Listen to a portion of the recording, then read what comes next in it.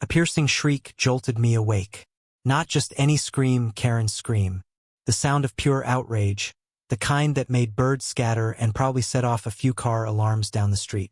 I sat up, stretched, and took my time before strolling toward the window. The view? Glorious. There she was, standing at the edge of my property, her hands clenched into fists, face so red it looked like it might combust.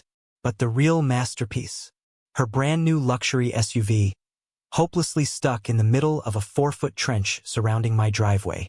I leaned against the window frame, enjoying the sight of her pacing back and forth, pointing wildly at the ground like she could will the situation into making sense. "You! Get out here right now!" she screeched, her voice reaching that delightful pitch only dogs could hear. Taking my time, I strolled outside, coffee cup in hand. Nothing beats a morning like this. Karen spun toward me, nostrils flaring. "What the hell have you done?" I took a slow sip. "Morning, Karen. Sleep well. Don't you play games with me. My car is stuck in whatever this is." She gestured frantically at the deep trench, as if the earth itself had betrayed her. I glanced at the trench, pretending to consider her words. "Oh, that's just a security enhancement. Can't be too careful these days." Karen's jaw tightened. "You can't just dig a hole around your driveway like some kind of lunatic." I smirked. "Actually, I can."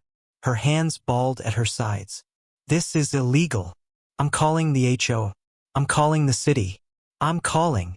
I raised a single sheet of paper. "Already checked. Completely legal." Her mouth opened, closed, opened again. No words came out. A rare sight. I let the silence stretch just long enough before dropping the real bombshell. "Oh, and before you say I need to remove it, you might want to check where you parked first." She blinked, slowly. Then, finally, realization dawned. Her gaze snapped to her SUV, resting right in the middle of my driveway, now an island, cut off from the rest of the street.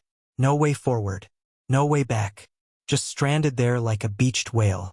The scream that followed? Absolutely beautiful. But I know what you're thinking. How did we get here? How does a normal person end up legally digging a medieval-style moat in front of their home? Well, let's rewind 2 weeks earlier. They say every neighborhood has that one person, the self-appointed ruler, the watchdog, the enforcer of all things petty. In my case, that person was Karen. Karen wasn't just a stickler for rules. She was obsessed with them. The kind of person who measured grass with a ruler and issued fines if it dared grow a fraction over regulation height. She sent out strongly worded emails about the proper shade of exterior paint and cited bylaws for the acceptable level of mailbox cleanliness. No one escaped her reign, not even those who kept to themselves. And unfortunately, that included me. I had managed to avoid direct confrontation with her for a while.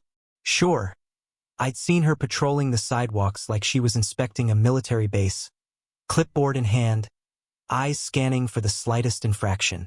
I'd heard the stories, how she once fined a family $200 because their holiday decorations stayed up a day too long, how she made a retiree repaint his fence twice because the first shade of white wasn't community standard. But up until that morning, she had never personally targeted me. That changed the moment I stepped outside with my coffee and saw her SUV parked directly across my driveway. At first, I thought maybe she had just pulled in for a moment. A delivery, perhaps? A quick stop before heading off to wherever HOA dictators spent their free time? But when I glanced over, there she was, standing on the sidewalk, arms crossed, wearing a smug little smirk. I took a deep breath, choosing civility. "Morning, Karen. Looks like your car's blocking my driveway." She tilted her head slightly, the way a cat does before knocking something off a shelf. "Oh, I know." Her voice was syrupy sweet, a tone people use right before saying something that'll ruin your day. I frowned. "So, you're going to move it?" Her smirk deepened. "Actually, no. See, we've had complaints about your driveway." I blinked. "Complaints? From who?" Karen waved a manicured hand dismissively. "That's confidential. But we in the HOA have determined your driveway doesn't comply with community standards." I turned and looked at it. A perfectly normal concrete driveway. No cracks, no damage, Nothing unusual. Just a standard, everyday strip of pavement leading to my garage. What exactly is wrong with it? I asked, already regretting the question. Karen pulled out a clipboard. Well, according to HOA Section 5, Article 3B, driveways must align with the overall aesthetic of the neighborhood. Yours. She paused, squinting dramatically. Just doesn't fit. Fit what? It's concrete. She shrugged. Until a proper review is conducted, I'll need to keep my vehicle here to prevent further infractions. I stared at her, waiting, hoping this was some kind of weird joke. It wasn't. She stood there, arms crossed, grinning like she had just outmaneuvered me in some grand game of chess. I clenched my jaw. Karen, you can't just block my driveway. She let out a mock gasp. Oh, but I can. According to HOA Rule 12, any non-compliant structure may be subject to immediate intervention. She tapped her clipboard. And any attempt to tow my car would be considered harassment. I exhaled sharply. Fighting her here was useless. She wanted me to snap, to get angry so she could hit me with more violations, more fines. So, I did the only thing I could. I turned and walked back inside. By the time I sat down, my coffee was cold. I picked up the phone and called the HOA office. A chipper voice answered, "Good morning. How can the HOA assist you today?" I wasted no time. "Yeah, I've got a situation. Karen, the HOA president, parked her car across my driveway, and she refuses to move it." The woman on the other end hummed thoughtfully. "Oh, well, if the HOA president is involved, I'm sure it's an important matter. Have you considered speaking with her?" I clenched my teeth. "I just did. She won't move." Well, I see here that your driveway is under review for non-compliance." I nearly choked. Under review? Since when? There was a pause. "It appears, as of this morning, right? And who filed the complaint?" "That information is confidential." Of course it was. I pinched the bridge of my nose. "So you're telling me there's nothing you can do?" The woman gave a polite little chuckle. "I'm afraid not. You'll just have to be patient while the review process takes place." I hung up before I said something that would get me fined. For the next several days, Karen's SUV remained exactly where it was, completely unmoved. Each morning, I walked outside hoping she had come to her senses. Each morning, she was already there, standing by her car with her arms crossed, watching me. I tried calling a tow company, but the moment they heard it involved an HOA dispute, they refused. Some neighborhood agreement. Meanwhile, the fines started piling up. At first, it was small things. $50, failure to maintain driveway. $75, non-compliance with community standards. But then the charges got more ridiculous. $100, unauthorized alteration to property, for doing nothing. $200, neglecting HOA correspondence, for ignoring the fines I never agreed to. Karen continued her morning ritual, standing smugly on the sidewalk, watching me as if daring me to retaliate. She had won this round. But what she didn't know, what she could never have predicted, was that I wasn't going to fight her on her terms. She had rules. I had loopholes. And I was about to make her regret ever messing with me. By the fourth morning, I knew I was at war. Karen's SUV still sat firmly across my driveway, a blockade wrapped in leather seats and self-righteous arrogance. Every time I stepped outside, she smirked from her porch, sipping her coffee like she'd won. I tried everything. I called the HOA, no help. I spoke to the city, no violations on record. I even tried having a rational conversation, but Karen thrived on making life unbearable. Every argument was a dead end. "The board has spoken," she'd say, acting like some medieval judge passing a royal decree. She stacked the deck against me, drowning me in fines. One for neglected driveway upkeep, another for unauthorized driveway alterations, whatever that meant. Each letter had her signature stamped at the bottom, a formal middle finger wrapped in legalese. That was the moment it hit me. I couldn't win playing fair. She made the rules. She enforced them. So I had to find a way to beat her at her own game. I dove into research like a man possessed. City zoning laws, property codes, HOA bylaws. I read every document I could get my hands on. What I found made my blood boil. The HOA had tons of rules about what I couldn't do, but very few about what I could. And buried deep in local ordinances, beneath outdated clauses about fence heights and mailbox placements, I found my golden ticket. Security modifications. A homeowner could make temporary structural changes for security purposes, as long as they weren't permanent fixtures or obstructions to public access. A trench wasn't permanent. It wasn't a fence or a wall. It was just a hole in the ground, which meant legally I was in the clear. I triple-checked, even called a lawyer friend to confirm. Technically, yeah, he said. It's a little extreme, but if it's your property and meets safety codes, you're good. That was all I needed to hear. If Karen wanted to turn my driveway into her personal parking lot, I'd make sure it was impossible to access. I spent the next few days quietly preparing.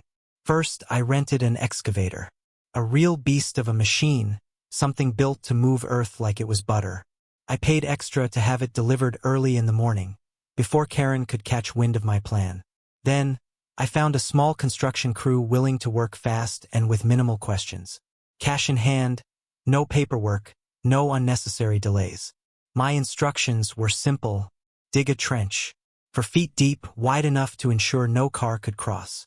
Keep the edges smooth, no sharp slopes. I wasn't trying to create a death trap, just an impassable barrier. Work fast.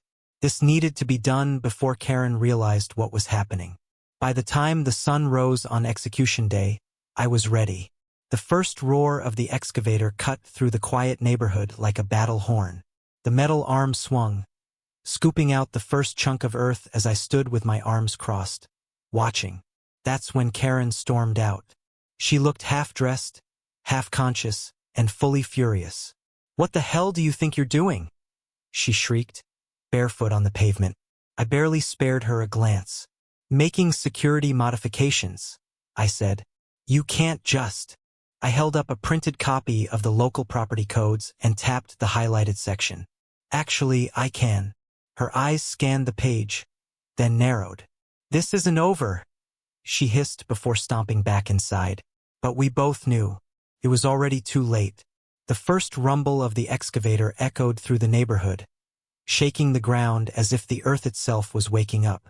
I stood at the edge of my driveway, arms crossed, watching as the machine's massive claw bit into the soil.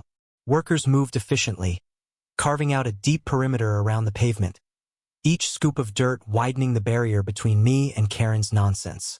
Predictably, it didn't take long for the queen of the HOA to make an appearance. Karen strutted across her lawn, arms folded, an amused smirk stretched across her face. "Oh, so this is your big solution?" she called out, voice dripping with mockery. "Digging up your own property like some kind of lunatic?" I didn't respond. I just motioned to the workers to continue. She let out a short, condescending laugh. "I knew you'd crack. This little tantrum won't change anything, you know. The HOA is still going to have the final say." I simply shrugged. "That's fine, Karen. I'm just making a few security upgrades. Perfectly within my rights." She rolled her eyes and turned back toward her house, muttering something under her breath. But the way she kept glancing over her shoulder told me she was already getting nervous. Hours passed. Dust hung in the air, mixing with the scent of freshly dug earth. What had started as a simple outline in the ground had transformed into a trench deep enough that no vehicle, not even Karen's oversized luxury SUV, could escape. The workers packed up, giving me a few odd looks, but I paid them and sent them on their way. The moment the last truck pulled off, I turned toward my house, only to hear a furious shriek pierce the evening air. "What the hell did you do?" Karen stood at the edge of the trench, wild-eyed, fists clenched at her sides. Her SUV, once parked with all the arrogance of a monarch claiming new land, now sat completely stranded. The wheels dangled uselessly over the deep pit, unable to move in any direction. I casually sipped my drink, taking my time before answering. "Just a little home improvement," I said, nodding toward the trench. Security modifications. For protection. Her face turned a shade of red that I was sure wasn't healthy. You dug a moat around your driveway. I tilted my head. It's not a moat. That would require water. This is just a defensive perimeter. Karen's hands trembled as she pointed an accusatory finger at me. You did this just to trap my car. I raised an eyebrow. I didn't put your car there, Karen. You were the one who parked it on my property and refused to move it. I had no choice but to build around the obstacle. For a moment, she was too furious to speak, her jaw tightening so much I thought her teeth might crack. You're going to regret this, she finally spat. This is illegal. The HOA is going to have you fined so hard you won't even be able to afford a shovel to fill this mess back in. I pulled a folded paper from my pocket and unfolded it slowly, making sure she saw every motion. Actually, Karen, I checked the regulations. As long as it's a temporary security structure, I can do whatever I want on my property. This trench, completely within legal bounds. Her eyes darted to the document. She didn't even read it. She just knew I was telling the truth. You smug little... She cut herself off, breathing hard. The city won't allow this. I'll report you first thing in the morning. I smiled. You do that, but I already filed the proper permits. In fact, I think the city will be more interested in why your car is trespassing on private property. She opened and closed her mouth like a fish gasping for air. The reality of her situation was sinking in, but her pride wouldn't let her admit it. Instead, she spun on her heel, marching toward her house, phone already in hand. I took another sip of my drink, watching her stomp off like a furious child who just lost a board game. And this was only the beginning. Karen's rage hadn't subsided. If anything, it had intensified. The sight of her precious SUV trapped inside my legally sanctioned trench had clearly sent her over the edge. I had expected resistance, but she exceeded even my wildest predictions. She was relentless. Calls to the city inspector? Check. Demands for emergency intervention? Done. Petitions to the HOA board, claiming I was a menace to the neighborhood? Sent. Yet each attempt ended the same way. Every official she summoned left with the same verdict. No rules were broken. The modifications adhered to the regulations, and as much as she wanted them to declare war on me, there was no legal ground to stand on. That didn't stop her from trying. Letters flooded my mailbox. Fabricated violations stacked so high they could double as a short novel. Noise complaints, structural concerns, alleged safety hazards. She threw everything at me, hoping something would stick. The problem? My paperwork was airtight. Every approval, every permit, every legal precedent stood firm. Karen was running out of weapons. But I wasn't done yet. If she thought a trench was extreme, she was going to love what came next. One night, as I sat at my desk scrolling through zoning laws yet again, an idea struck me. The trench had worked, but it wasn't enough. I needed something final, something so absurd yet technically permissible that it would cement my victory for good. A drawbridge. I could already picture the look on her face. Without wasting time, I made the necessary calls. The construction crew I'd hired for the trench thought I was out of my mind when I explained what I wanted next. But as always, money talked, and by the next afternoon, we had materials stacked in my yard, ready for assembly. Steel-reinforced wood, heavy-duty chains, a pulley system strong enough to lift a platform wide enough for my driveway. As construction began, I ensured every step was documented. Not because I needed to prove anything, I just knew the internet was going to love this. Karen, of course, was watching. She stood on the sidewalk, arms crossed so tightly I half expected her to snap in half. Every time a piece of the structure went up, her eyes burned hotter. By the time the frame was in place, she was pacing. Then, as if she had hit her breaking point, she marched straight toward me. "This is beyond ridiculous," she shouted, gesturing wildly at the wooden structure taking shape. "You're turning this neighborhood into a circus. A drawbridge? In a suburban community? Are you out of your mind?" I wiped the sweat from my forehead and looked at her with a calm smile. "I don't see the problem. It's a security improvement. And As you've pointed out before, HOA rules encourage those. Her face turned a shade I can only describe as boiling lava red. This is a joke. You're making a joke out of the HOA. I tilted my head. No. I take security very seriously. After all, with all the unusual incidents happening around here, I figured it's best to be prepared. Her jaw clenched. She knew exactly what I meant. She turned to the workers. You can't build this. You need approval from the HOA for something this insane. One of the contractors shrugged. Everything checks out with city regulations, ma'am. Karen's nostrils flared. I'll have this shut down. Just wait. This isn't over. She stormed off, already pulling out her phone. By sunset, the last chain was secured, and the pulleys were in place. I stepped back, admiring my masterpiece. With a simple pull of the lever, the platform lifted smoothly, cutting off access to my driveway. A few more adjustments, and it was fully functional. For the first time since this battle began, I felt pure satisfaction. Karen, on the other hand, she was seething. I didn't have to look to know she was watching. I could feel her fury radiating from across the street. I turned, making sure she saw me, then reached for the control mechanism. With slow, deliberate movements, I pulled the lever. The drawbridge lifted, cutting off the only path into my driveway. Karen's eyes widened. You can't just do that, she sputtered. This is completely absurd. I raised an eyebrow. Absurd? Or innovative? Her fists clenched so tightly that for a moment, I thought she might actually lunge at me. This neighborhood has rules, she spat. You can't just follow them. I finished for her, because that's exactly what I've done. Every regulation, every code, every technicality. You spent years forcing everyone to abide by your rules, Karen. I'm just making sure I follow them, too. She opened her mouth to argue, but for the first time in our war, she had nothing. No loopholes left to exploit. No HOA policies she could twist. No city officials who would listen.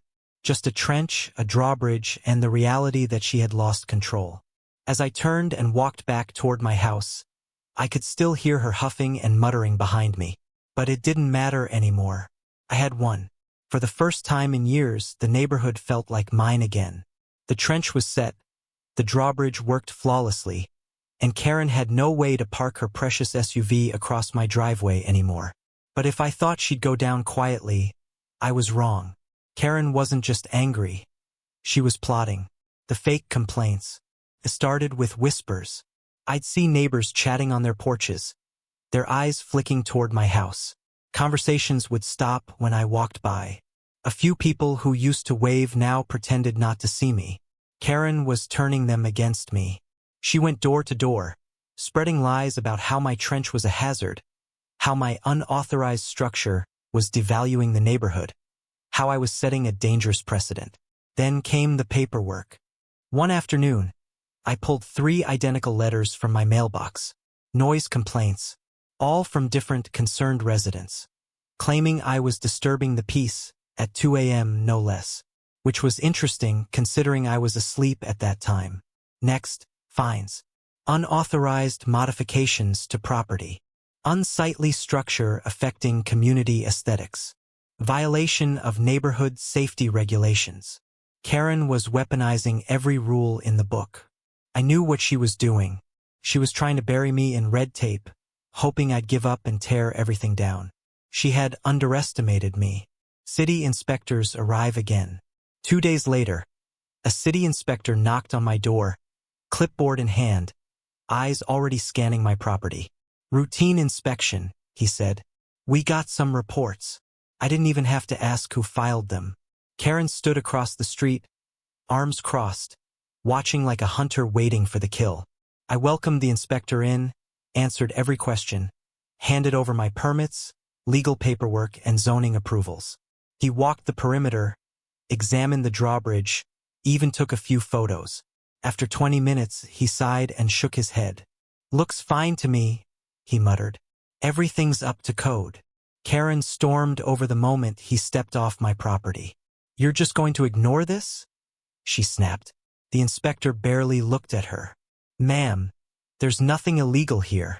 She turned red, mouth opening and closing like a fish out of water. Have a nice day, I said, shutting my door. That should have been the end. It wasn't. That night, at 1:37 a.m., a faint rustling pulled me from my sleep. I sat up, listening. Footsteps. Slow, deliberate. I slipped out of bed, moved to the window, and peered through the blinds. And there she was, Karen, dressed in black, crouching at the edge of the trench, gripping something long and metallic. I flipped on the floodlights. She froze. Then, in one frantic motion, she lunged forward and snapped the rope that controlled the drawbridge. It snapped back violently, the wooden planks cracking as the structure half collapsed into the trench. I didn't yell, didn't charge outside. Instead, I reached for my phone. Every second was recorded. I stepped onto my porch, keeping my voice calm. Looking for something? Karen whirled around, nearly tripping. I was just making sure this thing isn't a safety hazard, she blurted. I crossed my arms. Right? That's why you're out here at 2 in the morning, dressed like a second-rate burglar. Her face twisted, searching for an excuse, but there wasn't one. I held up my phone. Smile. You're on camera. She bolted. 15 minutes later, red and blue lights washed over the street. 2 officers stepped out, one knocking on Karen's door. When she opened it, her expression was the perfect mix of rage and panic. They played the footage. Her excuse? This is harassment. He is the one breaking the rules. This isn't fair. The officers didn't care. Ma'am, you're under arrest for trespassing and property damage. As they cuffed her, she screamed every curse she could think of. The whole neighborhood watched. By the time they drove off, no one was whispering anymore. The HOA meeting was set for 7 p.m. sharp. The community hall, usually half empty, was packed. Homeowners filled every seat, their whispers bouncing off the walls. Some came out of curiosity, others because they had been on the receiving end of Karen's petty rule enforcement. At the front of the room, Karen sat like a queen at her throne. Back straight, expression smug, gavel in hand. She tapped it once on the table, silencing the chatter. We are here to discuss an ongoing violation, she announced, eyes locking onto me with thinly veiled satisfaction. Our community standards are being ignored, and we must take action before this behavior spreads. I leaned back, crossing my arms. I knew her game. This wasn't about violations, it was about revenge. Karen cleared her throat dramatically. Mr. Jake, she continued, her tone dripping with false authority, has repeatedly disregarded HOA regulations. His so-called security modifications are a blatant mockery of our guidelines. Effective immediately, I propose heavy fines and, if necessary, legal action to ensure compliance. A few murmurs rippled through the room, but no one cheered in agreement. That was a good sign. I stood, taking my time, letting the tension build. Then, I placed a thick folder onto the table in front of me. That's interesting, I said, because I've also been looking into some violations. Karen's confident mask slipped for half a second before she recovered. What are you talking about? She snapped. I opened the folder, pulling out the first document. Financial records, I said, holding them up. Karen, would you like to explain why HOA funds were used to cover first-class plane tickets last summer? The room went dead silent. Karen blinked. That's ridiculous, she stammered. I placed the next paper down. And here we have purchases from a luxury jewelry store, billed directly to HOA expenses. Interesting, since I don't recall our neighborhood needing diamond earrings. Someone in the audience let out a low whistle. Flipping the next page, I continued.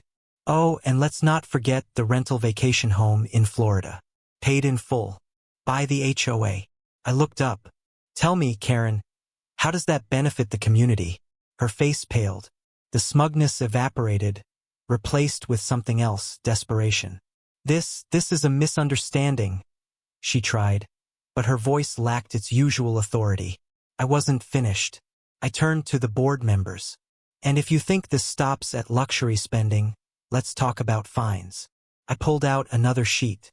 Over the last year, dozens of homeowners have received violations for things like incorrect mailbox color and grass length.